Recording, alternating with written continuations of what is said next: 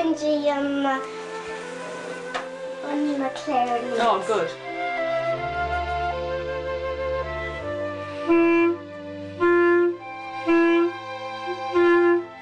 Very good. At first there didn't seem to be any problems, and she did the normal things like running and jumping, and we first started noticing problems when Rhiannon was 5.5 years old. I was very keen for Rhiannon to do dancing, and she did do dancing for quite a number of terms. Probably the third term that she was doing her dancing, we started to notice that she was unable to do certain things that other children were able to do, and it was a little bit of a puzzle as to why she couldn't actually do those movements, and she started complaining of pain. Well, I was probably 5 when I first felt the pain, and it was only a little bit sore, and the doctors didn't really notice. She started to have a limp, and it was quite a pronounced limp in one leg. I took her to the GP on a number of occasions, and it was difficult because the GP would say to me, look, I can't see anything wrong with the knee. I can't see any redness or swelling. I can't see any visible problems with it. There was no injury. And then all of a sudden it got so bad that she couldn't walk anymore. She couldn't walk 5 metres, and we had to carry her. Once when we were going to Crystal Mountain, I couldn't walk anywhere because of my joints. They were really hurting. We got referred on to a rheumatologist. She couldn't see us for another month. By that stage we were so concerned with Rhiannon's limited ability to move that I went back to my GP and said, look, we can't see a rheumatologist for a month, and we're so concerned about Rhiannon. She's just not coping very well at all. She's having difficulty walking or doing anything. And she said, look, I'll ring up the hospital and we can see what we can do. And then a week later, she got us an appointment at Starship in the rheumatology department, and we saw someone there, and she was diagnosed then when we took her with juvenile idiopathic arthritis. On this one sewing gym, it's a Michael Jackson one. Yeah. On one of the parts of it, it makes one part of my body hurt, but I've forgotten what part it was. Okay. So when you get home, is it still sore, or only while you're doing it? Only while I'm doing jumping. Okay. It was still hard to hear the diagnosis, even though I had come to the conclusion that it was probably arthritis, and even, you know, seeing the orthopaedic surgeon, he did the test for arthritis, and the way she moved, she did look like an old person, and she had problems with her joints, and it was looking so much like arthritis, and we knew there was something dreadfully wrong.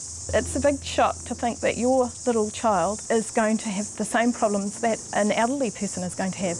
You don't expect a child to have to go through that type of pain and limited range of movement. When they gave the initial diagnosis, they said, look, we know this is upsetting, but you've got to take comfort in the fact that this is probably the worst you will ever see your child, and we can do lots to improve the arthritis, and she can go into remission and she can be free from any symptoms for a number of years. And I was perhaps a bit sceptical about the type of medication she would receive and how well it would work in helping her with her arthritis, and I was pleasantly surprised that there was so much that people could do, and there were dramatic improvements in the way she moved. We got a big sense of hope from Rhiannon and the way she responded to the medications. Her positive attitude, the following day after having steroid treatment, she was excited by the fact that she could move in bed, she could move her legs up and down. Well, what I noticed was different is that my joints weren't hurting when I bended them, and I sat down on the floor and did all that stuff, and Mum was really, really pleased. That's when I was like, Mum, I'm feeling better now. When it comes to side effects with the medication, yes, there are side effects. She gets nausea, And so we have done a number of things to try and make that nausea less for Rhiannon, and she does get very tired as well, taking the medication that she has to take. She takes it once a week. We try to take it before the weekend, so she has 2 days where she can have a sleep or go to bed early, or we can take it easy. When Rhiannon started taking the medication, she said to me regarding her arthritis, "Look, Mummy, I think my arthritis is nearly gone." So she'd have a few sort of aches and pains or problems, but she said, "This medicine has made my arthritis go away and I'm so much better." I've been reluctant to have Rhiannon return to dancing. I've sort of tried to encourage her interests in other areas, rather that she did something where she can continue on and her arthritis is not going to interfere with the enjoyment of her particular hobby. I also thought that learning an instrument was an amazing thing to do, and she's now learning the clarinet. It was quite fun because I haven't done an instrument with my mouth before. So don't drop your chin, all right? You want to be looking at your music, okay? But I have done the keyboard, and the clarinet sort of sometimes has the same notes as the keyboard, so it's getting easier. After she started experiencing pain, that confidence in her abilities, her physical abilities, was really damaged, and Rhiannon is now a little reluctant to take on new challenges physically. She's a very cautious child physically. She's had to be to sort of protect herself from her arthritis. Swimming for arthritis is the best type of exercise. Once I swam 200 metres in my swimming lesson pool. I really like it because I like going underwater for some reason. And the person who teaches me is called Sandra Blewett. She swam in the middle of Cook Strait. Yeah, Rhiannon's been swimming with me for a couple of years, off and on. And a little while back she started to have a lot of difficulty with her limbs and her joints. The more we were doing the swimming, the easier it was becoming. Warm water is really, really good for people with arthritis. And swimming is especially very good because it helps the joints and the limbs. So the more she can do the swimming, the stronger she's going to get. And it just mobilises those joints that are affected by the arthritis. I could see that if she does experience success with swimming, that may flow on to other physical activities. She gets, "Oh, well, I can do that, and I'm really good at that." And if I compare myself to other children, I'm just as able, or maybe even more able than children who haven't had the swimming lessons that I have.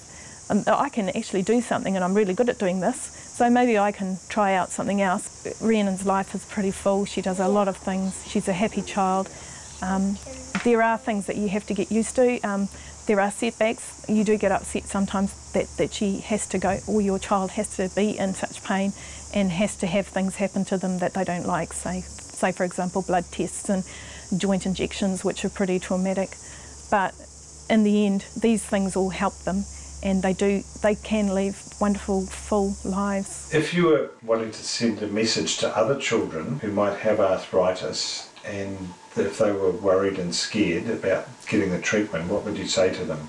I would probably say, if they were getting a blood test or something like that, I would say just think of something good and don't think about, don't get all nervous, otherwise you might make yourself feel sick. So I'll just say, think about something really nice that you like, so you don't mind having a blood test.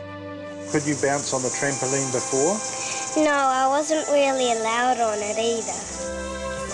It's really good and I don't really feel any pain. Well, when I did have pain, I was really sad that I couldn't go on the trampoline because it's really, really fun. Something I'd like to say to people who are worried about their children and the way that their children move is keep on asking questions and keep on going to your doctor and try and get it sorted out.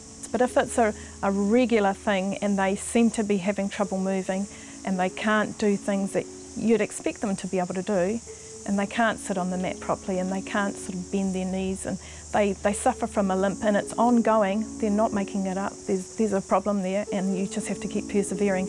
And in the end, with that perseverance, hopefully you'll get a diagnosis.